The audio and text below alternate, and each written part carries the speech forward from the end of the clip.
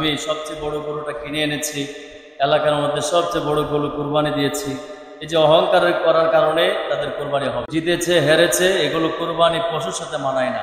কুরবানির পশুর সাথে আদব দেখাতে হবে। কুরবানির পশুটা এমন একটা পশু যে পশু কুরবানি দাতাকে পুলসিরাতের পুল পার করে দিবে। বলেন সুবহানাল্লাহ। নিয়ত সহি হতে হবে। আপনি যে কোনো ভালো কাজ করেন তার পূর্বে নিয়তটা সহি করতে হবে।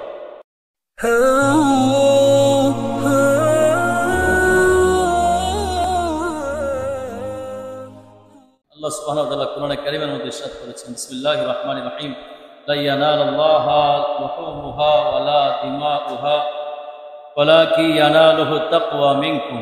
আল্লাহ সুবহানাহু ওয়া তাআলা বলছেন যে আমি আল্লাহর নিকট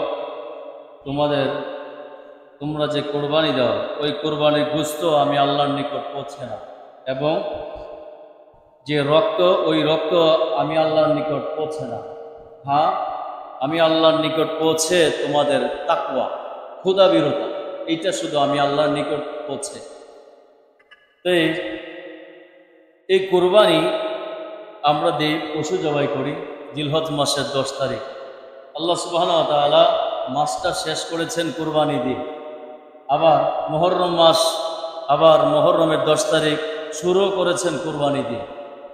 শেষ করেছেন পৃথিবীতে লক্ষ লক্ষ কোটি কোটি অগণিত গরু, ছাগল, ভেড়া, দুম্বা জবাইয়ের মাধ্যমে। আবার মাসটা শুরু করেছেন মুহররমের 10 তারিখ আহলে বায়তের কুরবানি দিয়ে। সুবহানাল্লাহ। তাই আসলে আর এই কুরবানির পশু কাল হাসরের মাঠে আপনার আমার জন্য জান্নাতের বাহন হয়ে যায়। সুবহানাল্লাহ। আমাদের দেশে একটি প্রচলন আছে, রেওয়াজ আছে, সেটা হলো কুরবানির বিষয়টি অধিকাংশ মানুষের ক্ষেত্রে রিয়ার মধ্যে পড়ে যায়, অহংকারের মধ্যে পড়ে যায়।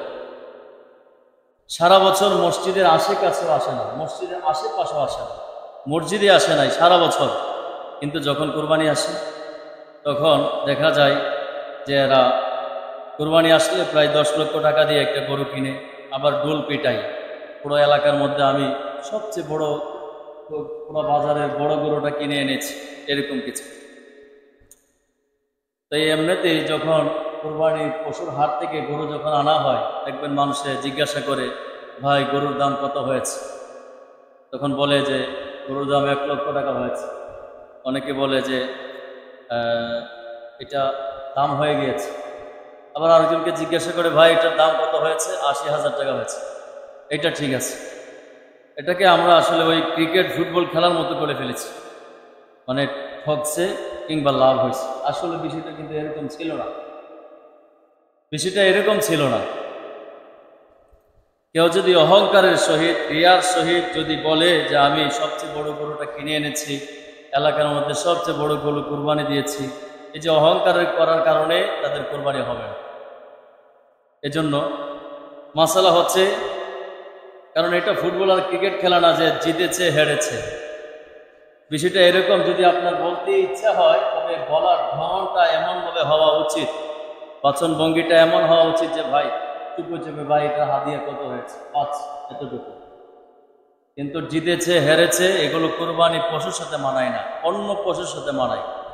কারণ কুরবানি পশুটা তো আপনি কিনেছেন আল্লাহর রেজামন্দির জন্য, আর যদি লোক দেখানোর জন্য হয় তাহলে এমনি গোশত খাওয়া হবে কিন্তু কুরবানি হবে না। কুরবানির পশুর সাথে আদব দেখাতে হবে। অনেক সময় দেখা যায় উত্তরাঞ্চল থেকে কিংবা ইন্ডিয়া থেকে গরু আনা হয়, এদের চোখের মধ্যে মরিচ দেওয়া হয় যেন এরা গাড়ির মধ্যে না বসে, দাঁড়ায় যেন থাকে। এই পশুর সাথে এরকম একটা অবিচার করা মোটেও উচিত না। যদিও পশুটা বলতে পারছে না, কিন্তু ওই পশুটার কষ্ট হচ্ছে, ঠিক না? এজন্য পশুর চোখের মধ্যে মরিচ দেওয়া যাবে না, এটা আদবের খেলাফ। এবং আমাদের দেশে দেখা যায় গরুর হাটে যায়, গরুর লেজের মধ্যে গোদা দেয়, থাপ্পড় দেয়, আঘাত করা হয়, এটাও আদবের খেলাফ। কুরবানি পশুকে গোতা দেওয়া কিংবা লেজ টান দেওয়া কিংবা এটাকে থাপ্পড় মারা, দৌড় দেওয়া, এগুলো আদবের খেলাফ। কুরবানি পশুর সাথে আচরণ এমনভাবে করতে হবে যেন বেয়াদবি না হয়। কারণ হচ্ছে কুরবানির পশুটা এমন একটা পশু যে পশু কুরবানি দাতাকে পুলসিরাতের পুল পার করে দিবে। বলেন সুবহানাল্লাহ। পুলসিরাতের পুল কেমন হবে জানেন? সেটা হচ্ছে আমাদের গ্রাম অঞ্চলে, কুমিল্লা কিংবা অন্যান্য গ্রাম অঞ্চলে দেখেছি যে যদি একটা খাল থাকে, শাখা দিয়ে পার হইতে হয়। ওই শাখার মধ্যে দুইটা বাঁশ থাকে, আবার একটা ধরার মতো বাঁশ থাকে, এভাবে ধরে ধরে হেঁটে যায়। তারপরে মানুষ ভয় পায় যে পানির মধ্যে নিয়ে পড়ে যায়, এরকম কিছু।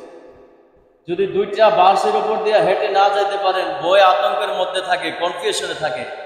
আর পুল সিরাতের পুল হবে এমন একটা পুল যে পুলটা হবে চুলের চেয়েও চিকন, হীরার চেয়ে আরো ধার। আল্লাহু আকবার। চুলের চেয়ে আরো চিকন, হীরার চেয়ে আরো ধার, নিচে সে আমাবস্যার অন্ধকার, জাহান্নাম। পুল থেকে পড়ে যাবেন মানে আপনি জাহান্নামে চলে গেলেন, পুল পাড়ি দিলেন মানে আপনি জান্নাতে চলে গেলেন। সুবহানাল্লাহ। এটা হচ্ছে পুল সিরাতের পুল। এবং কুরবানির পশু যিনি ক্রয় করবে, যিনি কুরবানি দিবে, ওই কুরবানি দাতাকে কুরবানির পশু কাল হাসরের ময়দানে পুল সিরাতের পুল বিজলির মতো পার করে দিবে। বলেন সুবহানাল্লাহ। তাই আল্লাহর রাস্তায় কুরবানি দিতে হবে, নিয়ত হইতে হবে সহিহ। নবী পাক সাল্লাল্লাহু আলাইহি ওয়াসাল্লামের অসংখ্য হাদিসে মোবারক আছে, কিন্তু সব হাদিসের আগে বুখারী শরীফের মধ্যে একটা হাদিস সর্বপ্রথম এনেছেন নবীজি, ইন্নামাল আমালু বিন্নিয়াত। প্রতিটা আমল তার নিয়তের উপর নির্ভর করবে। আপনার নিয়ত সহি কিনা। আপনি কি গোশত খাওয়ার জন্য আপনি গরু কিনছেন? অনেকে যে দেখা যায় যে এটা গরুর আগে হিসাব করে ফেলে কয় মন গোশত হবে, বাগে কত কেজি করে পড়বে, আবার কেজি হিসাব করে এটা পুষে কি লস নাকি লাভ হয়, এরকম আছে না নাই? এদের গোশত খাওয়া হবে কিন্তু কুরবানি হবে। এই জন্য বলছিলাম যে নিয়ত সহি হতে হবে। আপনি যে কোনো ভালো কাজ করেন তার পূর্বে নিয়তটা সহি করতে হবে।